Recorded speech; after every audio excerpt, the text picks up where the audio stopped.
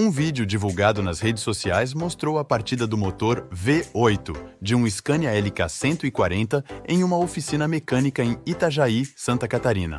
Esse motor está à venda e os interessados podem entrar em contato com o proprietário Genésio pelo telefone informado na descrição do vídeo.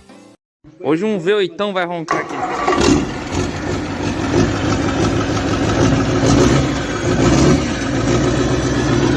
Aí, gurizada, V8 de LK 140.